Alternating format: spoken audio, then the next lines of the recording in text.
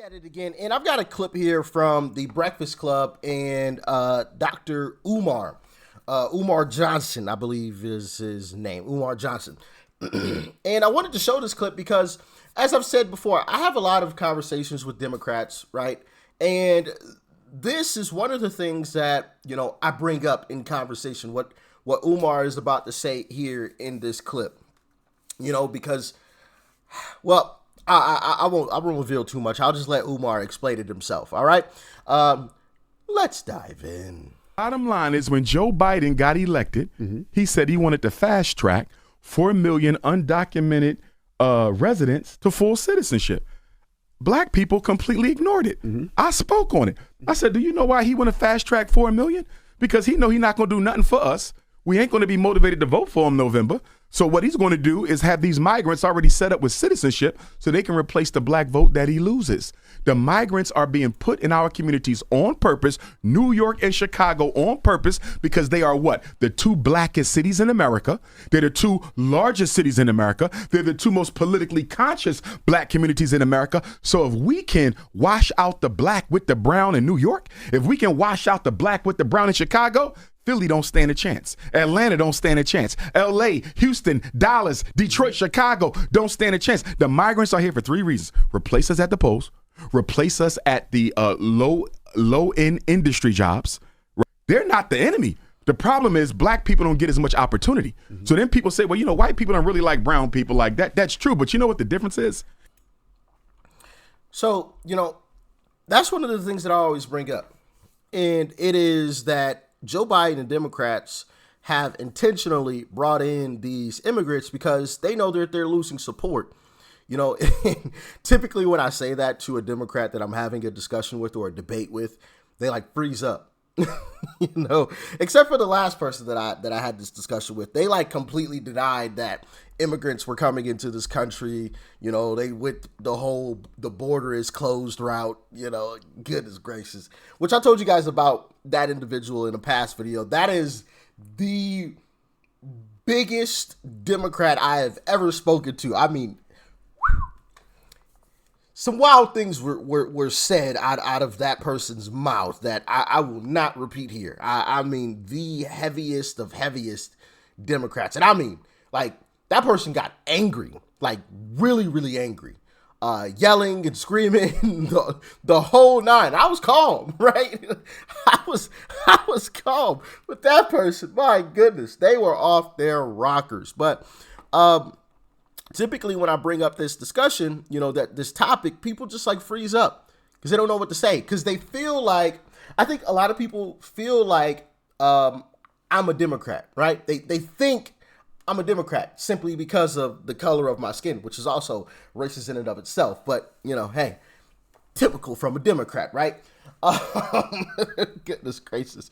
But they think when they say, all this stuff, this lovey-dovey stuff about Democrats, it's going to make me smile. And I'm disgusted by it. And I actually start coming back at them with counterpoints. And, Democrats actually being terrible for black people is one of the topics that I bring up, and they're always like, oh, well, I thought I was doing it good. It almost looks like they think I thought I was doing a good thing by supporting Democrats because, you're black and that's what Democrats support. Democrats support black people. And then here you have me no, Democrats actually hate black people. And Democrats are actually trying to replace black people with immigrants. It's I wish I could get one of these conversations on camera, right?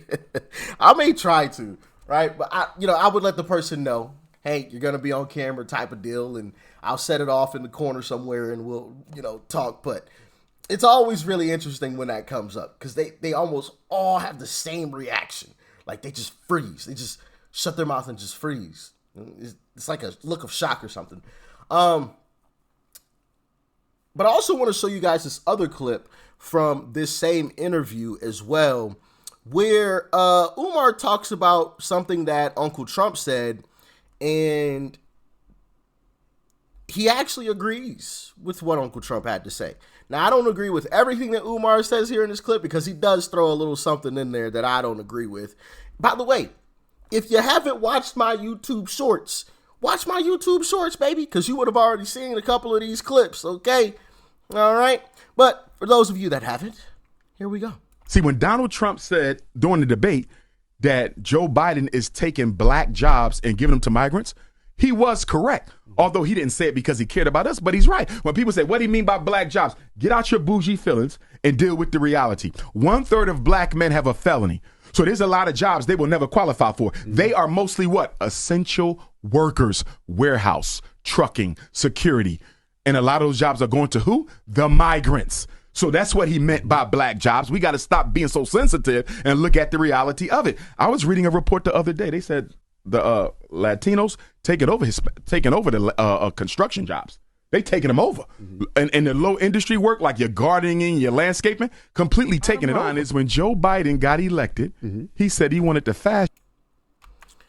So that was obviously a huge topic of discussion. Huge.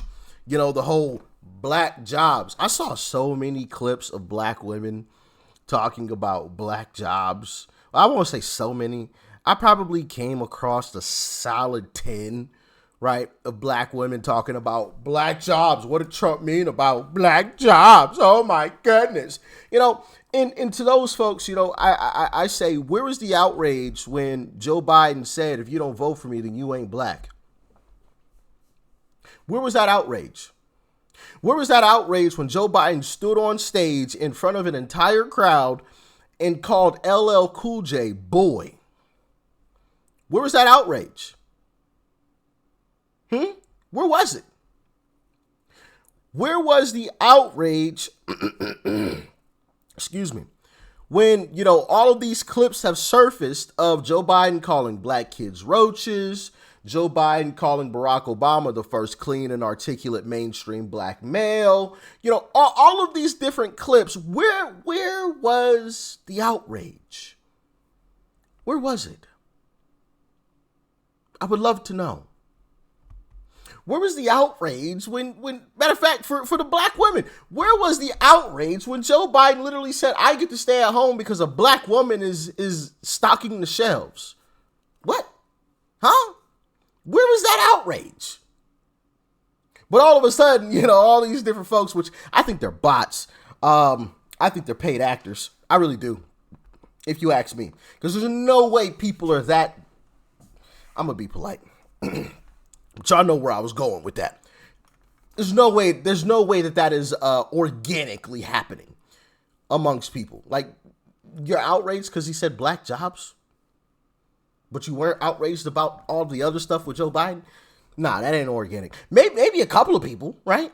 Maybe one or two, right? You're always going to have your outliers, like the gentleman that I spoke to recently, the extreme Democrat. He's most definitely an outlier. Most definitely an outlier. At least amongst the people that I've spoken to, personally. I think that a lot of these folks are paid actors, personally. I don't have any evidence to prove it, all right? As I always say, if I have the clips, I'm going to show the clips. But if I don't have it, I'm going to let you know, all right? I call a spade a spade. I don't have the evidence to prove it. I'll acknowledge that. But, you know, for me, it's just like adding up 2 + 2. It equals 4. Like, it's not rocket science here. To me, it's just a little common sense. But you just heard Umar say that Trump was right when he was talking about black jobs. And I love that he said, get out of your feelings. Get out of your feelings and address the actual issue. Democrats are replacing you at a rapid rate, and you're telling me that I'm a C-word, I'm a Uncle T, and I'm this and I'm that because I called them out and I say, hey, I'm not voting for those folks. But you're like the greatest amongst us because you are? Like, you're an idiot. They're literally replacing you right in front of your face. And you're saying, oh, yeah. Sign me up, coach. Sign me up. I'll be right back in line to vote for you. You know, I always use, or I have used the analogy of, it's like you pulling up to a restaurant, right? You order your food, okay? You pull up to the next window. You pay for your food, right? So you tell the Democrats what you need, what you want. They promise you what you need, what you want. You show up and you vote, right? You show up and you pay at the next window. And then you pull up to the third window to get your food. And then they say, oh, well, the other restaurant over there, they stole all the buns. Oh, well, we can't help you with this because the Republicans. It's their fault. We can't do anything. We got you next time. Just pull back around and, pay us again. Pull back around, spin the block again, and vote for us again. And we got you after the next election. What? But you said that you had us this last time. And you want me to pay again? If a restaurant was doing that to you, you're not going to go back. If you made your order, you paid for your order, and then they told you, well, we can't fulfill your order. You're like, well, you told me that you could back at the window when you took my money. You're not going to keep going back, are you? That's just common sense. So, as black people, I don't understand why we keep going back to the Democrat Party. We've been voting for the same party for 60, 70 years. Goodness gracious. Thankfully, that trend is ending. I believe we are on a path to more parity in terms of the black vote between both parties. And I think that'll be great for America, right? Great for America as a whole, because when you have a group of individuals who only vote for one party, where's the incentive to do anything?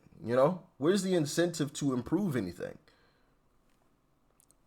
We've lost some great American cities because of Democrats, because they don't care, because the Democrat voters are just always going to show up.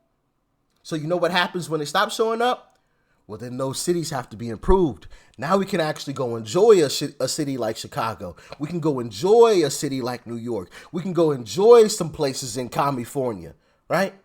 Because now they actually have to do something because the people ain't showing up anymore. Well, they came up with a workaround. Well, if y'all don't vote for us, if y'all are going to jump ship, we'll just import a bunch of voters. Look at the SAVE Act that was just voted on in the House literally yesterday. 5 Democrats voted for it. 198 voted against it. Every Republican voted for it. The SAVE Act basically ensures that no illegal is able to vote. And Democrats' excuse is it's already illegal for illegals to vote. Well, the bill made sure that they didn't vote. Just because something is illegal doesn't mean it doesn't happen. I mean, robbing stores is illegal, but it happens all the time, doesn't it? Especially in Democrat-run places. Happens all the time. But it's still legal. It's still illegal. So the bill ensured that it did not happen. And they almost all voted against it. Almost all. Yep. Incredible, right? Tells you everything you need to know.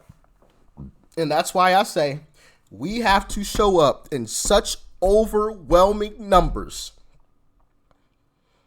that they don't stand a chance. I don't care how much they try to have illegals show up. They don't stand a chance.